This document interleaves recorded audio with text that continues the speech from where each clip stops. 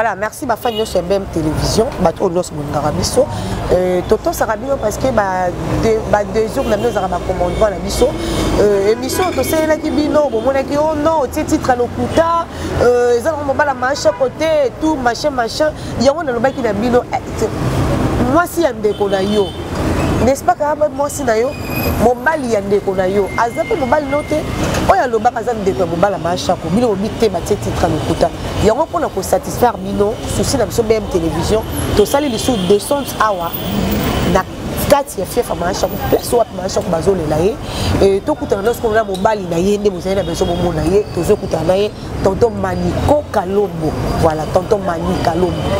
Dès que vous soyez tout sur la naïe et puis la bande de connaître bazar permet de me un peu expliquer biso c'est là ma source d'information biso peut aujourd'hui concernant Marambouya Milouana to reçoit là nous la carte ensemble à la carte émission vous allez la connecter et vous allez la connecter vous quitter et vous allez absolument bien ma casse alors on dit qu'en passe ils sont coupés ça va déjà vous pensez aux invités là tonton Maniko mes condoléances merci maman santé ah bouquet ça va on se met voilà parce que tu as besoin de maison tout joyeux tout ça pendant véritable mobile maman chako d'ailleurs si nous que mobile maman chako yo tonton Mani Kalombo tonton Maniko Kalombo il est de tous autres sur la car qui est pour to ko lobisé belé très émotionné parce que liwa eza liwa maman chako liwa mon prince kabeli makasti donc vandi ka presso que moi sérieux à kufi yango to 8 ans ya rosola na ye a expliquer biso na bino lelo yo bakembele balobi mama ba docteur wana ba secrétaire ba maman soi-disant hôpital wana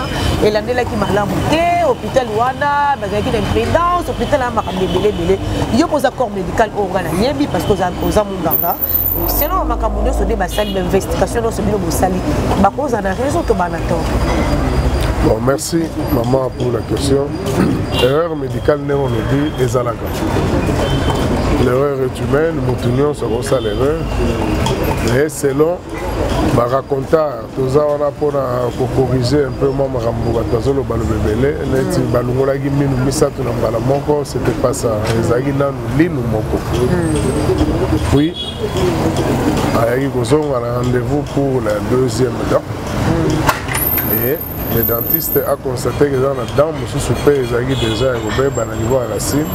Il a le bail qu'il faut qu'on ce qui totalise 3 dents. Mais il a dit que ça a une extraction et mis ça tout dans mon colombo. Donc il faut essayer un peu de recadrer les choses. Autant on va les mines normalement, après une extraction, on attend les complications 2 ou 3 jours après. On pose la complication 2 ou 3 jours après. Mais ceux qui ont 1 semaine, 2 semaines, à forcerie 3 semaines, il y a l'heure de fin, maman Chako. Donc on ne s'entend plus vraiment dans la complication, il y a grave à moins que ezalana infection to surinfection moko oyo evandaki ezalaki caché ezalaki décelé te peut-être s'il y avait aussi du pu ce qui pu ezalaki wana ekoki komema bacomplication alors puis wana ekoki komata ntina niveau ya système nerveux esala sepsis ndenge babengaka à partir ya infection wana oyo ezalaki non décelé bon. Elle a présenté aussi un cas au Tobenga Tesmus, les dents étaient serrées, tout ça. Et ça concerne on a beaucoup de nerfs, ça concerne plus les nerfs vagues, tout ça. Mais dans tout ça, nous dirons aussi que l'IOA est un organe mystère. Et à on peut parler d'erreur médicale, on peut parler de tout ce que nous désirons, mais si Dieu a décidé, il a décidé. Le destin est Zakara destin. L'IOA, Boutino Satambola. Mais bon, dire que Babomie ou quoi, tout ça, bon, c'est vrai qu'il y a eu des failles aussi. Parce que nous déplorons les systèmes qui est défaillant, système où il y a l'hôpital HJ. Même dans le cas d'urgence, il faut passer par l'administration et l'administration est trop lourde. Et pas ça, nous le disons sans avoir froid aux yeux. L'administration n'a pas besoin de kilo makasi. Il faut prendre ces documents, aller à la réception. Vous allez à la réception, aller confirmer à la banque. Vous allez à la banque, aller. Donc, vous allez quelqu'un un peu partout, alors que le Rwanda, il faut déjà automatiquement prendre le malade ou la patiente, pour me mettre dans le besoin, et mon sous membre de la famille, ton dépôt, ton ami, à ça là, formalité, au niveau de l'administration. Et puis le lendemain, quand on a demandé, bon, dimanche soir, à Kendaki, le lendemain, il fallait revenir le lundi. Le lundi, quand on est revenu, c'était pour faire les examens, un bilan qui était demandé. Parmi les bilans, il y avait aussi les scanners qu'il fallait réaliser. Donc, scanner et traîneur qui peut trop. Et pour les scanners, il fallait aller confirmer tout ça. Bon, bâtir un message au niveau de la Fondation Maman Denise et puis Fondation et répondre tout ça. Mais des fois, c'est l'hôpital qui n'envoie pas à temps les messages au niveau de la fondation. La fondation va tout condamner. Parce qu'on a eu à parler avec le médecin de la fondation. Maman Denise a tindé la ginga, on a fait merci. Maman Denise, il y a quelqu'un qui a Zali Nzamba Pambolaye. Parce qu'il y a Foutaka Mongo chaque mois. À la fin du mois, Foutaka Mongo, malade à Zala Zala. On a besoin médicaux. Et elle paye beaucoup d'argent. On a artiste paye Nabatou Boussoussou.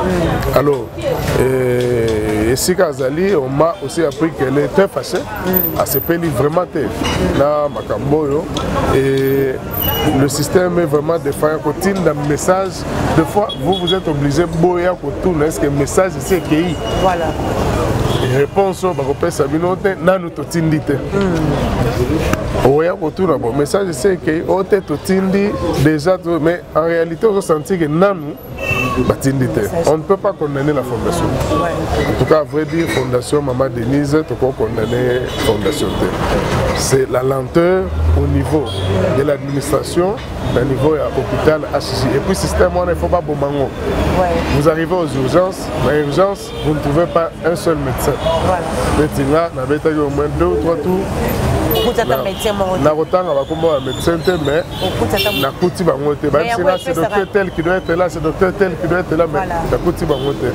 Mais apparence hôpital en effet c'est comme c'est l'équipe hôpital actuellement les hôpitaux pour les en game il y a likolo ko lika hôpital et mais libande za katite ne balobi katipe eza libanda te wana eza libanda to mona ba baie vitrée ya kitoko tout ça, mais dans la réalité nous vivons autre chose. C'est comme si bazo ça la commerce. Oh médecine les commerce c'était. Faut pas que faut pas que les Indiens viennent faire le commerce on a santé à Congolais. Et moi j'avais dit même aux médecins, Maman Denise Tindelagi na famille chaque Mobimba, le médecin en fondation, docteur Hervé, na Ebsagi Bango. Beaucoup de message construisons des hôpitaux congolais ou des formations médicales congolaises et prenons les Congolais, la main-d'œuvre congolaise pour nous travailler. Donc voilà, il faut encourager la main-d'œuvre congolaise. Les Indiens qui viennent, d'accord, mais quand ils viennent, qu'est-ce qui prouve qu'ils sont médecins? Éviter. Parce qu'avec les cas des Chinois aussi, les Chinois arrivent ici, on les appelle docteurs, mais au finish, on vérifie à Zamou Ngate. Donc voilà un peu. Et ça les étudiants mon père étudiant pour y payer ça que ndaka boye était là on va pas ba PC ceux qui forment la melakis na mai akiri donc tu veux battre ceux qui tozo que doivent vivre à muteko que ndeka bolo ko ali pendant une batte c'est ça voilà selon ma source d'information que vu na HJP kuna bah oui que balongola qui maman libre bah essayer que on l'a de la bassin pendant 5 jours mais maman depuis accueilli à ce qu'elle est consomme gâté maman sali sous 3 semaines donc à moni que est son piré il y a un zongela qui maman erreur babé ça qui a maman non, ça je vais en tout cas démentir. Je dirais que c'est faux et assez faux. Parce que maman, d'abord père son âme Sira Azali, Akendaki, Azongi. Deuxième fois, ils ont pour l'extraction. Ce n'est pas en une fois que nous avons la Azongi deuxième fois pour l'extraction. La deuxième dent, on va constater que les dents sont donc la troisième, où ils ont équipé un problème. Au niveau des racines, il fallait pour nous, selon les clichés radiologiques, et même alors, tant que nous avons déjà au total 3 dents, elle passait chez les dentistes, bien qu'elle allait à l'hôpital pour un autre cas. mais abandon les capés pas dentiste pour n'avoir bissé en tout cas tout va bien pour dentiste à mon aïe attendez c'était ça donc dire que à Kenda Lubela ça je m'inscris en faux donc voilà donc on a pas aussi pour amener des infos tiens makai mo ka Kenda qui déjà qui traitement et après la ramonique et grave des azong sur la boko ya maminga non moi je vous ai donné la véritable version toi on attend pour les miqueter on est sous émotion, tu vas sous le choc, mais ce que je vous dis est vrai. Et le nom de la famille est là, bazo baké, bazo va poursuivre l'hôpital wana, la niveau de la justice, derrière les salaires, baboumi, ou ya bangonde. La place où on pose un corps médical, au rôle de bon, c'est une perte pour la famille. La famille est égalée à tout. La famille est égalée à vide mounene. Il y a qu'on perd l'icône de la trempe, il y a Maman Chako. Et elle restera à jamais gravée Namité Maya Mokili Mobimba. Parce que ce n'est pas que la RDC, elle n'appartenait plus à sa famille, elle appartenait au monde entier. Oui. Voilà. Alors, pour poursuivre en justice, bon, ce n'est pas aussi mauvais que ça. Mais comme je viens de dire que la mort est un mystère, Liwa, Moutako, la peine à Boutou, n'a pas la mougité. Peut arriver, Moutambo, la Kanamo, Moutako, Bima, peine à Tomo, Azoninda Gouté. Tout tient dans Moutouka, ou soit Azotambo, la Kouy, et puis on l'amène à l'hôpital à Koufi. Bon, tout va dépendre de la famille. Hein. Tout va dépendre de la famille. N'engue décision au pesa la carte du Bota. Donc voilà, tout le monde a peu vacam sous de Gonabino à Koufi, tu as commis paralysé, tu as eu complication dans la santé, la justice. Tout dépend de la famille en tout cas. Voilà, je n'ai pas vraiment un avis à émettre là-dessus. Donc, Takalomo, ça fait combien de temps vous êtes ensemble dans la marche? Ça fait belle lurette. Ça fait comment? Ça fait belle lurette. Ok. Maintenant, vous vendez pour la première fois, et si non,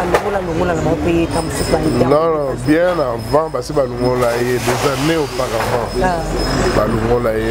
ce n'était pas une première extraction dentaire dans la vie. D'accord, merci Thomas de l'émission que vous avez déjà fait l'éclaircissement et ma programme, ce que je sais, parce que juste après, on dirait ma ramener sur votre stand-by. Non, ma ramener sur stand-by, ma ramener sur ça, nous avons beaucoup de famille. On attend les critiques de la famille. La famille avait siégé et la famille doit encore siéger pour avoir ça au programme. Donc, il y a différentes organisations aussi par-ci par-là. Il y a la fondation Maman Denise Dekeo, la présidence de la République aussi, et puis Maman Olive Lembe, Maman Waro. Et je vais signaler que Maman Chako de son vivant, même dans l'émission de Mingi, on a toujours que Maman Olive a Kokundangaï. Ça, elle le disait toujours. Donc je dois insister. Maman Waro, Maman Nama a Kokundangaï. Et puis, à remercier Maman Olive Naliwa, où il ne fera pas de famille au mois de février. Tam Brigitte, non, l'équinae, petite sœur Naé Brigitte, où il y a Koufagi na Troy, la France, et à son âme aussi. C'est Gazali parce que c'était pour moi une amie. Belle-sœur amie. Belle-sœur amie. Voilà. Alors, on parlait de tout et de rien, même le téléphone, tout ça. Alors, Maman Olive Assouragé, Maman Chako, dans ses émissions, elle avait toujours répété remerciement, remercier Maman Nenga Assouragé, Asimbaki Matanga Wanaya, Brigitte, leur à Koufaki dernièrement. Donc, ce n'est pas un appel que nous lançons, on sait que Maman Olive est informée aussi, on sait qu'elle est touchée, et Sika Azali.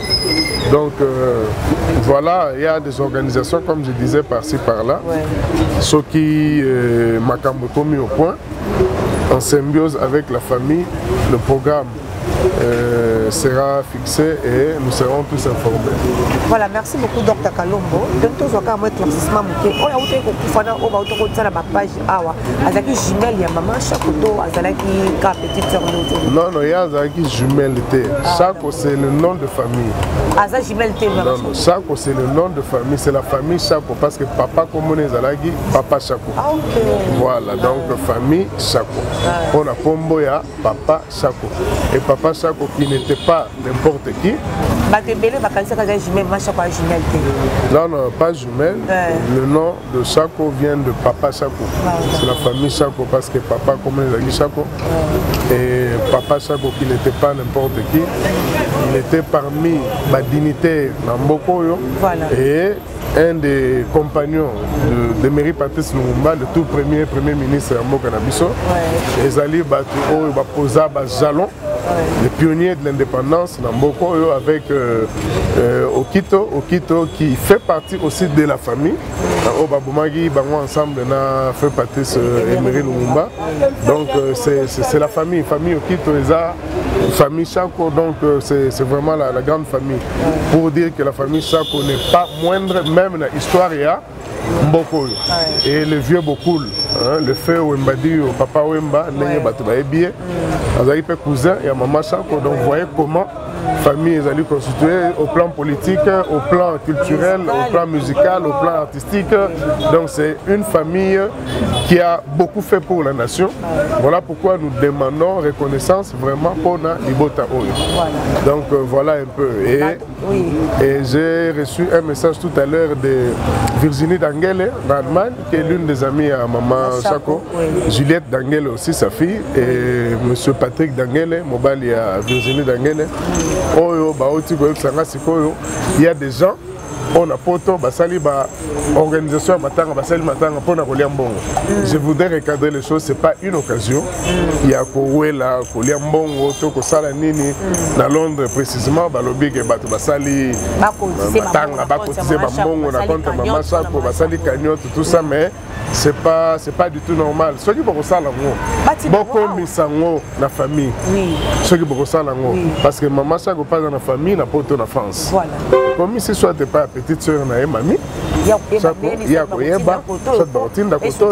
Voilà, mais ça la tête que bosali ngo pona bino moko po boliambo non. Il faut respecter la mémoire ya Moui. Ayons une pensée pieuse pour Moui. Et puis ça me casse numéro, on a bateau pour hôtel à Libanda, on a besoin de contact dans la famille, bateau belé parce que maman Chako parce que maman Chako c'est comédienne, moi c'est international, on a besoin quand même de soutenir. Tant l'appel à pas matin à moi loco, so bakoko les canaux numéro ni bakota contact d'ailleurs mon papa Kalombo Zara. On peut ça rapidement numéro na. Bon attends, bakota en contact nanga, nous ferons toujours parvenir tous les messages à la famille. Oui. Voilà. Parce que minute le quand on dit yo moko, membre famille à Wazate, so bakota pas na yo comme maman. Ok, c'est une précision de taille que j'ai donnée, je sais pourquoi. Le contact c'est le plus 243 81 856 43 13. Plus 243 81 856 43 13. Voilà, on les a animés. Bon, ils sont sur WhatsApp. Ouais, ils sont sur WhatsApp et tous les réseaux sociaux. D'accord, merci beaucoup.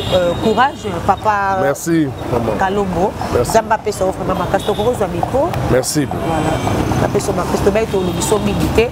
Bino bato bozali na besoin bomona mobali ya maman Chako, maman Chako yeyo bafandi na ye tant d'années et papa Kalombo ayebinga parce que ça docteur ça corps médical ayebinga depuis kala na la télévision ba docteur de kana ti dans do kola na zo poussa na zo kola bango ba mona ba na zo matala musalo en tout cas mais ba ki na kozela mais jour après to lobisa to koka quitter parce que ça qui émotionné et on tozwa ki ndeko na ye docteur de kana donc la souci na mino zali bomona kaka mobala maman Chako yeyo papa Kalombo, voilà, papa Kalombo, papa Miko Kalombo, voilà.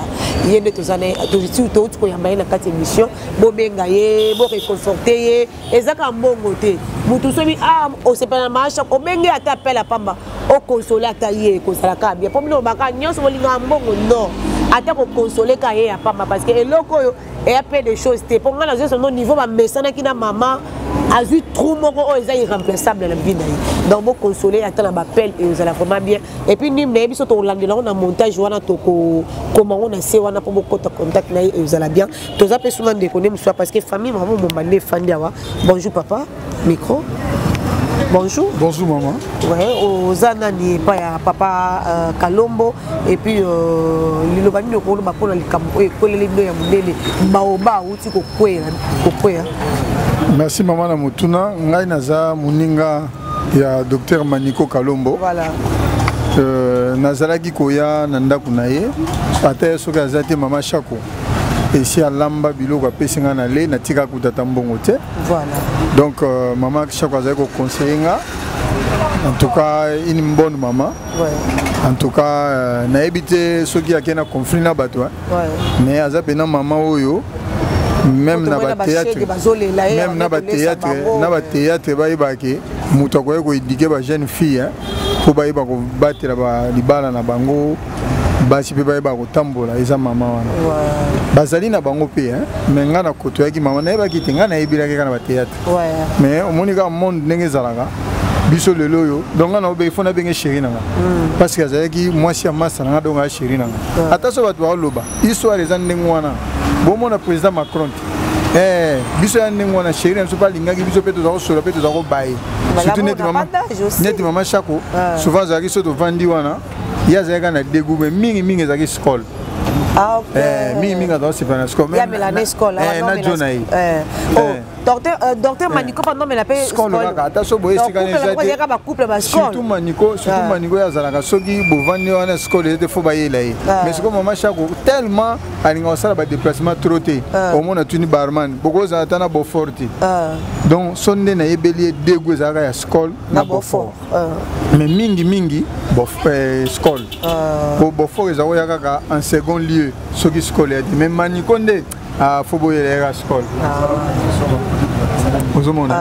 Donc par rapport de Kokuta tu voyez bagé Azagi sponsor naie hein dans le cadre alors soutenir maman bon depuis to bani matanga na mon délégation va taper Congo te faut ba lugabaya parce que baya ba zo bien formation baya ba pe contribution na bango ndeni ba ko tonga ba ko ko en fait kokunda maman parce que biso tout zoya wa to ba muna mutu ba ndena kokunda kolela tozoya c'est vrai toza na période moko yo pandémie ezobeta biso et monique pandémie on va benga une troisième vague surtout pourquoi parce que au moins na poto ba debele ba kufaki po kuna malili nezali alors biso ko to kota na saison elanga ya malili po virus wana a registre mingi na malili d'accord yango moni bon comme tous appelé ba médecin tozo pe ko profiter pour na website ta ba tso bazoya wa tozalaka kole mingi te totiaka toujours ba masque na biso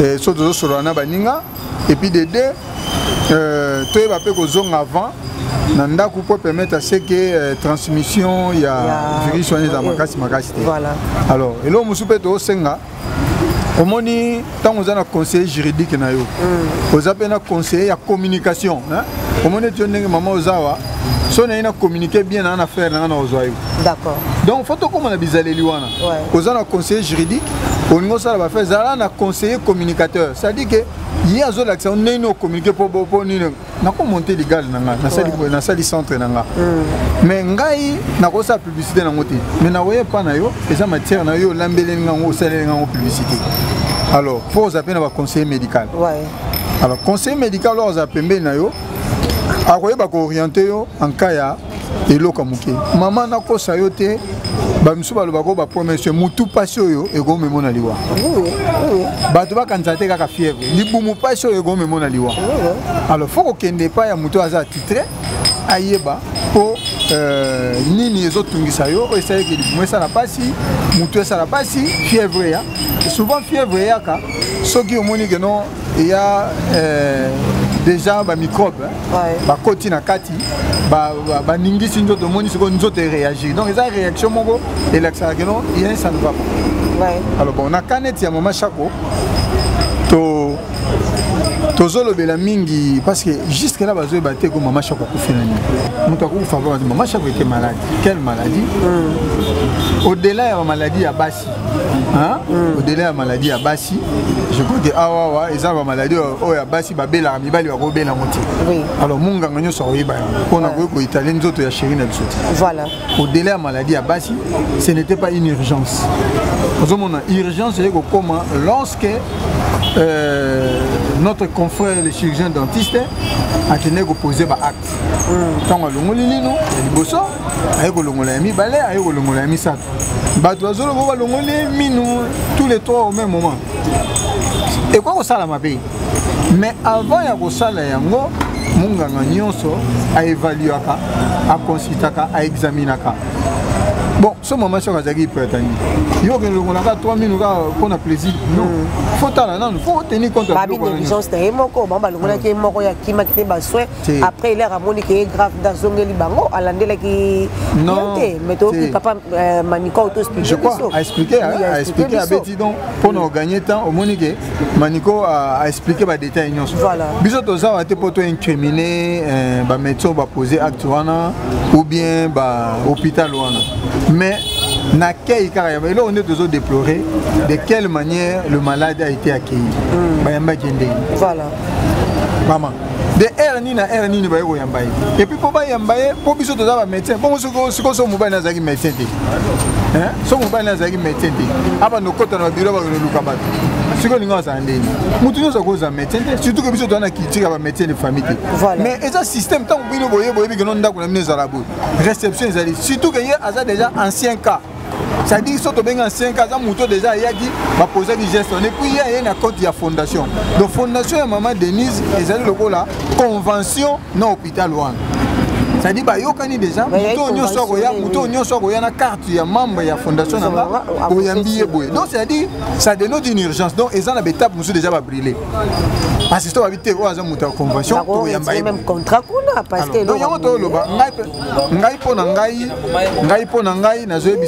maman Denise au moni gouverneur André Kimbuta a tongaki ba centre de santé awa hein a tongaki ba centre de santé awa il y a compte ya mboka ya Kisasa ezali valable bakende ba renforcer biloko wana ou bien pe na ndenge na ko mazana ba médecin na fondation na ba ko créer pe maman na plan eleki kutuko eloko yo parce que le ko ezaya ba pa ezo pe sa parents moko boeza bien au moni HJ to benyango soko koti na kati zo mona ngo ezaki kitoko kitoko nango doit refléter aussi du point de vue qualité ya ba soins du point de vue qualité ya ba soins au moni ti maman ndenge maman azongaki akomaki eyaki sute ko douleur à dents et komaki siko complication ya dents. Donc il s'est manifesté à travers des signes. Bengi, trismis, maman avait une difficulté d'ouvrir grandement la bouche. D'ailleurs, sur le coco, tu as même test, tu as même trois doigts, même à ta deux coups de zéro côté ajouté. Et puis, tu as mouté comme kilo. Alors, tant que tu as eu un hôpital, on peut te scanner. Na maman est scanner, parce que bazana ngote. Maman est peut-être pas senga bon, pas que ne wana famille comme lugambo. Mais na cas de wana, biso to tinda ba malade kuna na HJ ba que no sel examen scanner. Bazana ngo. Mais no kaliboso. Fallait pas ça ngo. Tu connais maman wana ninga zana kufi wana na mutu pasi wana na transmission na scanner ba salité. C'est que ça pas doit venir le bagano, mais il y a une mauvaise prise en charge médicale pour moi on réputation. Voilà donc maman mo ka déjà qui c'est lo ba. Ngana na za wana te.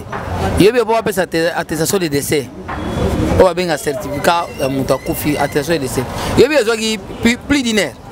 Est-ce que vous comprenez? Na HJ, on a tout bête lingate.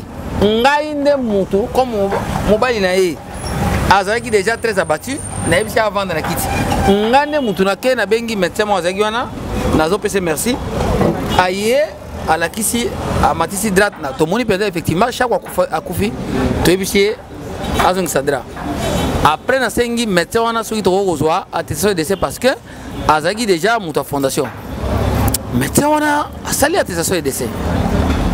A remettre après si infirmier mo aki asali copie à l'émission originale. Oh nazana ngwa. Mais toke pa ya bendie wana. Po bazwa ambulance. Parce que na contrat ya maman Denise c'est ça peine ambulance. Oui bien to pese document. Pour appeler sa chauffeur et qui inère nana mopo et puis j'étais obligé à osciller. Nebisi indien il faut faire très attention à la bateau ça dans bilo bo ça la bateau ciao na bateau de biso ça ne passe pas na komi ko gange l'indien wana na katia abengeninga administrativement congolais mo ayaki wana congolais expliquer ngano ah ils zalaka boité ils zalaka il faut ndenge bazana il faut bazo na monsieur yo za congolais Moutessi a Koufi pour la boîte à réévaluer parce que la facture dans la fondation il faut que tous les lati ventiler l'acte après vous pouvez laisser en attendant quand les salles déjà plus de 2 heures du temps vous pouvez comprendre ça j'ai dit exactement moi-même j'étais là et tout n'a élombe tout n'a masumu de brene C'est pour dire quoi? Bato ba mona raté parce que basali immeuble mo boye bambeli rango. Hein? Bazo mona ba bendie balati ba bilamba non. Ngana zeso vérité. Soki maman Olive maman Denise Alingi atinda ba malade ya ba comédien na maman yemo. So alingi maman yemo te atindi bango na. On appelle grave ça rapporte. Landa ngai na ebisa yo. Atinda bango na clinique universitaire. So alingi clinique universitaire te ndenge bako ngai ebisi yo bangiringiri ezali awa. Ba centre hospitalier ba Vijana ezali. Ba rumbo ezali. Ba hôpitaux ezebele oyoyo. Sera tindi ba médecin qualifié ya Congo ba ko bande ko na bango en charge to ça te ba ngambukaka parce que to moni ba bendie ba sa propriété. Ce n'est pas la propriété qui fait que nos moutons soient bien, c'est une expérience. Obi na maman mona ba to boni ba traiter o que nos moutons der ba malade so mila ba to ba médecin maman ba ça ba moribond. Mais hôpital wana maman mo ça en sorte que ba bilsara batu yango nga bakanyo so ya famille nga na kinana mama yemo et nazana ba expérience que na mama yemo une solution ko mona yango nga nazo bisa ok non biso baninga ya pas za mobile na ye on va suivre ces dossiers là on comprend tozali pe ba cadre oyo na mboka oyo tokolandela dossier wana après enterrement tokolandela yango tokoyeba diagnostic ni ba posaki ba acte ni da moi les gens ba ventilaki et négligence on les outils on va suivre ça on n'a pas peur Ozanda et puis nanina lo balisusu omoni el chakwa zo bela el chakwa zana ndako na ye bato bande kotala eti bato bande osunga eti donc ma tanga chaque comme na ngote net mbongo ou bien bato ba commencer ba cagnotte non ça c'est n'importe quoi. Au moins, ils ont dit de vendre à Toyara, Banatongo, Ti Boutou. On s'en prend. Alors, Batou, Baïbake, Chako, Abandé Gobela, Chako, Abandé peut passer par moi, Moussoupe, la difficulté. C'est à ce moment-là qu'il fallait que Songaï. Mais après, l'Iwan a essayé de faire un signe, Matanga, moi je regrette. Donc, Moutou a besoin de Songaï, directement dans la famille. Mais la famille, on a venu du stade. Oui, avec du stade. Maman Kato Bazana, Maman Kato Azana. Et Baba Yoana, Basali Makamuna Bango. Donc, Moutou, on a reçu un mot en dehors en famille, Bapesa Yeti. Bon, on peut s'endeigner une famille Zawana, a venu du stade. So Yawa, Nabana Kin, n'a venu du stade. On se voit sur Bazawa. Ezra est mobile naï. Ezra Maman Kato. Ezra Bateo. Famille non se Bazawa. Bah, il y a besoin d'informations. Bah, il y a besoin de sala. Mais ceux qui vont se créer des lettres contre le ministère. Maman Congo. Avant Moutaka na combat Moutou. Maman Baptiste, c'est un bon côté Binez. Papa chaque année, il lettre, il y a artiste en danger, que soit artiste à Koufi, à côté, à accompagner toujours la famille. Alors, c'est que Bilo va accompagner. Non, on a Chara Congo, à ça, mingi pour un artiste, musicien, comédien, ceux qui ont travaillé dans la famille, on a fait une bonne chose pour nous stimuler quand même Bakondi. Mais il est vrai que chaque repas a pauvreté, dans la minute. Bato ba pesa de toute façon to kundaye mais faut pas ça parce que c'est a serva ki mboka bolenge na mo passer mais to la nete to lobiga ke wa ko sala sali ouais pona ebike na vie du vivant na ye na no mona maman Olive Lembe Kabila bazaki bien na ye bakena tourner mo pe na Goma côté à Goma. Ouais. Bon, n'a évité. Papa Mani Kalobi qui de son vivant Mané Kolobaki yesoka kufi mama wo mutako kundaye anoko lo balobana mingi. Bon ngape ebisenga ke mutako kunde mobile na ye. Nga ebisenga mobile mutako kundaye. Aisa ke me mobile na mo kabike ya anoko lo bami. Nga so na kenda nga mama wo mutako ya kundangai. Voilà, on a le baba. Donc on y a peu faut en considération. Oui. Parce que bazaki na ye ba no vana ye. Oui. Mais ce qu'on gagne za boye, je mona ya ke singa ke nga mutokunda nga mobile na.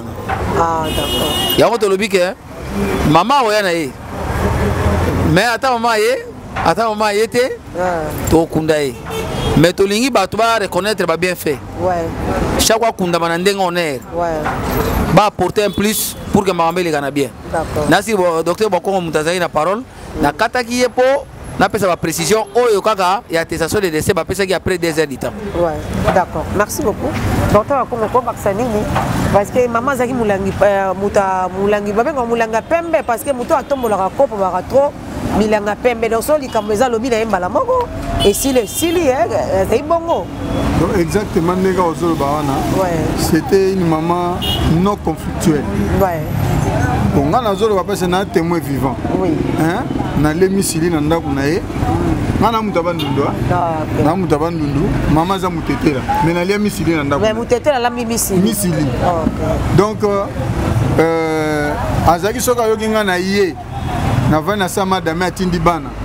Yebsa docteur Iskis na za na ndako.